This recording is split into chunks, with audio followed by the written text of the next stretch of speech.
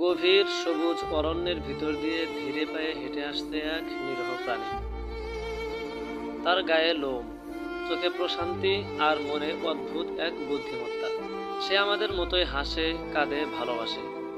তার নাম গরিলা, যেটাকে আমরা বন মানুষ বলি। বহু বছর আগে মানুষ তখন সভ্যতার পথে হাঁটছিল, তখনই তারা ছিল। আফ্রিকার গভীর অরণ্যে পরিবার নিয়ে গড়ে তুলেছিল এক শান্তিপূর্ণ সমাজ।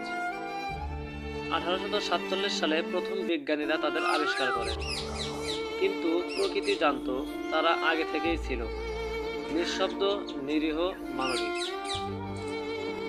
বনের রাজা বলে যারা পরিচিত, তারা আসলে প্রেমিক, অভিভাবক। একটা বাবা বন মানুষ যখন তার শিশুকে কোলে তুলে, তার চোখে যেন পৃথিবীর সব ভালোবাসা।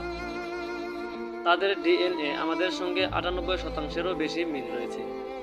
তবুও আজ আমরা তাদের ফেলে এসেছি হারানোর পথে।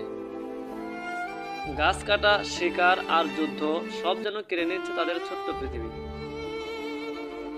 তারা আজ বিপন্ন, অথচ তারা কিছু চায় না, শুধু বেঁচে থাকতে চায়। তাদের সন্তানদের নিয়ে শান্তিতে ঘুরে বেড়াতে চায় জঙ্গলে। আমরা বুঝি তারাও আমাদের মতোই এক প্রাণী। এই গল্পটা কেবল বন মানুষের নয়, এটা প্রকৃতির, ভালোবাসার আর আমাদের সকলের এক হারিয়ে যেতে বসা বন্ধুর গল্প।